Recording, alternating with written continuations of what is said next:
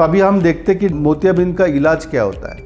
मोतियाबिंद का इलाज कोई दवाई नहीं होती है। आपने बहुत सारे एडवर्टाइजमेंट देखे होंगे कि जहाँ पे मोतिया ड्रॉप से हटाने की कोशिश बात होती है, but most of them just prolongs मोतियाबिंद और कैटरेक्ट सर्जरी। वो कोई अल्टीमेट इलाज नहीं है। अल्टीमेट इलाज मोतियाबिंद का सिर्फ सर्जरी है, और वो सर्जरी अभी काफ़ी रिफाइंड हो चुकी है, और इस वजह से मोतियाबिंद की सर्जरी अल्टीमेटली उसका अच्छा इलाज कर सकते हैं।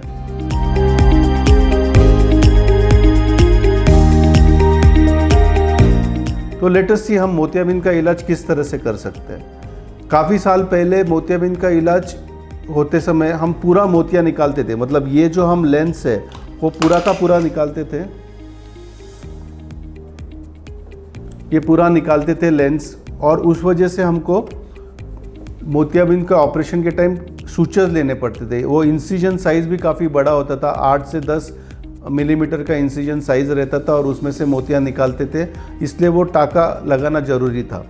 और इसलिए काफ़ी रेस्ट्रिक्शंस भी थे। मोतियाबिंद के ऑपरेशन के बाद काफ़ी रेस्ट्रिक्शंस हुआ करते थे, जैसे कि 1-1.5 महीने तक आप बिस्तर से नहीं हिल सकते थे। तो वो सब रेस्ट्रिक्शंस अभी नहीं होते हैं, क्योंकि मोतियाबिंद की सर्जरी काफ़ी एडवांस्ड हो चुकी है। आजकल जो हम सर्जरी करते हैं वो सिर्फ एक 2 मिलीमीटर के इंसिजन से ये ऑपरेशन होता है।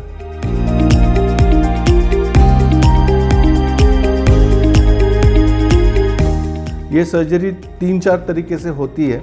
जो मेन सर्जरी होते हैं उसमें होता है कि manual small incision cataract surgery, मतलब हम मैनुअल सर्जरी करते हैं जिसमें वो लेंस का इंटरनल पार्ट निकालते हैं और उसके बदले में एक आर्टिफिशियल लेंस बिठाते हैं। और जो एडवांस सर्जरीज है उसको बोलते हैं फैको इमल्सिफिकेशन सर्जरी।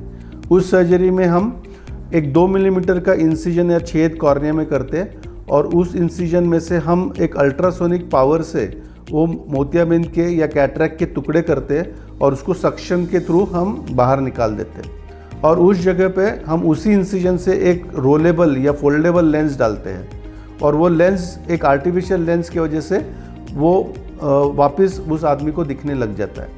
सो ये सर्जरी पहले जो काफ़ी सारे रेस्ट्रिक्शन थे, अभी ये डे केयर सर्जरी हो गई है। मतलब आपको सर्जरी के लिए जो टाइम फ्रेम है वो हार्डली 15 to 25 मिनट्स लगता है, और उसमें रेस्ट्रिक्शंस भी काफ़ी कम हो गए हैं। और उसी तरह से लेंस जो अभी हम आर्टिफिशियल लेंस जो डालते हैं आँख में, वो भी काफ़ी एडवांस्ड हो चुके हैं।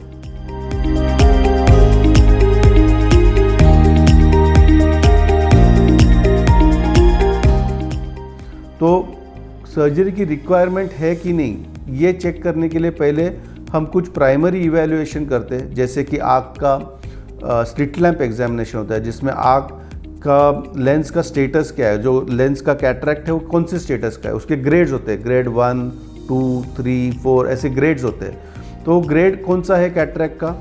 सेकेंडली लेंस का पावर कैलकुलेशन होता है कि हर आदमी का इंडिविजुअल का लेंस पावर अलग अलग होता है, तो उसका कैलकुलेशन होता है। उसी तरह रेटिना चेकअप होता है कि आपका रेटिना नॉर्मल है या उसमें कोई डायबिटीज़ रिलेटेड कोई चेंजेस है या एज रिलेटेड कोई चेंजेस है। उसी तरह आँख का प्रेशर चेक होता है। ये उसके लिए होता है कि ग्लाउकोमा या काच बिंदु या काला मोतिया जिसको बोलते हैं, वो रूल आउट करने के लिए हम आँख का प्रेशर चेक करते हैं और ऑप्टिक नर्व चेक करते हैं। उसी तरह हम कॉर्निया, मतलब जो सामने का कॉर्निया है उसके मेजरमेंट्स लेते हैं कि कभी कभी क्या होता है कि कॉर्निया का जो शेप है वो ओवल हो जाता है, मतलब वो स्फेरिकल नहीं होता है, तो उस वजह से हमको एस्टिग्मेटिज्म होती है, तो वो भी हम कवर कर लेते हैं कैटरेक्ट इवैल्यूएशन में। तो ये सब इवैल्यूएशन होने के बाद फिर हम डिसाइड करते हैं कि इस पेशेंट को कैटरेक्ट की या मोतियाबिंद की सर्जरी की ज़रूरत है।